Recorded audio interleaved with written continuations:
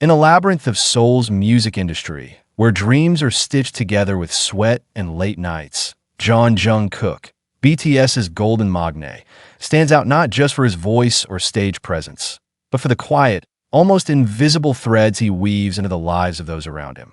From the basement practice rooms of big hit entertainment to the dazzling stages of sold-out stadiums, Jungkook has left a trail of small, unforgettable moments in the memories of staff, trainers, and non-idols who've worked alongside him. These are their stories, not grand tales of fame, but intimate snapshots of a young man whose heart, discipline, and quirks have made him as human as he is extraordinary. It's 2012, and a young choreographer named Min, fresh from a dance academy, steps into Big Hit's modest studio. She's tasked with teaching a group of trainees, including a 15-year-old Jungkook, who's just returned from a summer of dance training in Los Angeles. Min expects a typical trainee, eager but raw, maybe a little cocky from the overseas experience. Instead, she meets a boy with wide eyes and a shy smile, clutching a water bottle like it's his lifeline. He was so quiet at first, Min recalls, her voice softening. But when the music started, it was like a switch flipped. He moved with this intensity, like he was chasing something only he could see. What struck her most wasn't his raw talent, though that was undeniable, but his questions. After every session, Jungkook would linger, asking, "How can I make this move sharper? What's the story behind this choreography?" He wasn't just learning steps. He was dissecting the soul of the dance. One day, Min caught him practicing alone past midnight, sweat-soaked, replaying a single 8 count until his footwork was flawless. "I told him to go home," she says, laughing. He just grinned and said, "One more time." That was Jungkook, never satisfied but never arrogant. Across town, in a cramped recording studio, sound engineer Hyejin adjusts her headphones, preparing to record vocals for BTS's debut album. Jungkook, barely 16, steps into the booth, his voice still finding its footing. Hyejin, used to working with seasoned artists, is skeptical. "I thought, this kid's the main vocalist?" "Really?" she admits. But then he sings, and the room feels smaller, the air heavier. His voice, raw, emotive, and startlingly precise, carries a weight that belies his age. What Hyejin remembers most, though, isn't the singing.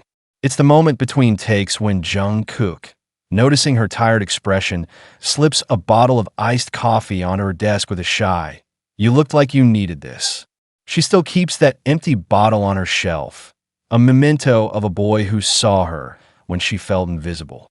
"He didn't just sing with perfect pitch," she says, referencing his rare ability, confirmed by producers like Brother Sue and Charlie Puth. "He paid attention to everything, notes, people, vibes." Fast forward to 2017, backstage at the Wings tour in Chile. A stagehand named Diego, part of the local crew, is hauling equipment in the chaotic post-show rush. The arena is a blur of lights and shouting staff, but Diego notices a figure kneeling nearby, picking up scattered water bottles. It's Jungkook, still in his stage outfit, hair plastered with sweat. Diego freezes, unsure if he's imagining it. "I thought idols didn't do that," he says, his accent thick with awe. But there he was, helping us clean up like it was nothing. Later, Diego learns Jungkook had collapsed from exhaustion that night, a moment captured in the Burn the Stage docuseries. Yet, even at his breaking point, he was tidying up, bowing to the crew with a quiet thank you. Diego, now a BTS fan, says, "He made me feel like my job mattered." That's not something you forget. Not all stories are about grand gestures. A makeup artist named Suyeon, who worked with BTS during their 2018 Love Yourself tour, remembers Jungkook's obsession with snacks. "He'd sneak these little packets of seaweed crisps into the makeup chair," she chuckles. "One day, he offered me some, and I said, 'Jungkook, you'll get crumbs on your face.' He just laughed and said, 'Then you'll have to fix me up again, Nana.'" It wasn't just the snacks that stuck with her. It was his ease, his ability to make a high-pressure moment feel like a chat between friends. Suyeon also noticed his curiosity about her craft. He'd ask about the brushes, why I chose certain colors. Most idols don't care, but Jungkook wanted to understand. She pauses, her voice catching. When he shaved his head for military service, I cried. Not because of the hair, but because I knew how much he loved experimenting with his look. Then there's the perspective of a non-idol, a barista named Taemin who worked at a cafe near Big Hit's old office. In 2015, Jungkook would slip in during breaks, always in a hoodie, always alone. He'd order the same thing every time, a vanilla latte, extra foam, Taemin says. He'd sit in the corner, sketching in a notebook or humming to himself. One rainy afternoon, Taemin spilled a tray of cups, and Jungkook, without hesitation, jumped up to help clean the mess. He didn't say much, just smiled and said, "Accidents happen." I didn't even know he was famous then. Years later, when Taemin saw Jungkook perform Dreamers at the 2022 FIFA World Cup, he recognized that same quiet kindness in the way Jungkook waved to the crowd, like he was thanking everyone, not just the fans. At a vocal coach named Ji-hoon, who worked with Jungkook during his 2023 solo album Golden, offers a glimpse into his relentless pursuit of excellence. He'd record a line, listen back, and shake his head. Ji-hoon recalls, "I'd say, that was perfect," and he'd reply, "It's not me yet." He was chasing a feeling, not just a sound. Ji-hoon was particularly struck by Jungkook's work on Standing Next to You, a track that channeled Michael Jackson's energy. He'd practice vocal riffs in the hallway, in the car, even during lunch breaks, Ji-hoon says. Once, he asked me to hum a melody he'd heard in a dream. I thought he was joking, but he sang it perfectly. That anecdote echoes a moment Jungkook shared in a 2025 livestream with Jimin and V, where he described trying to capture a dream melody, a testament to his almost obsessive creativity. Even the security team has stories.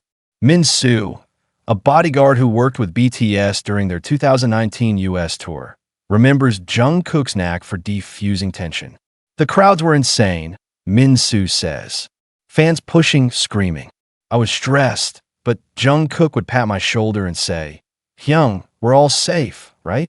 That's what matters." He was 21, but he felt like the older one. Min Soo also recalls Jungkook's habit of thanking every staff member by name, even the temporary hires. He'd memorize our names on the first day, he says. Not just mine, everyone's. That's not normal for someone that young, with that much fame. Perhaps the most unexpected perspective comes from a janitor named Mrs. Park, who cleaned Big Hit's old building in 2013. She remembers a teenage Jungkook slipping into the hallway late at night, carrying a mop. I thought he was lost, she says, her eyes crinkling with the memory. But he said, "Ajuma, let me help. You shouldn't do this alone." I told him to go practice, but he insisted. They mopped together in silence. The only sound is soft humming of a Big Bang song.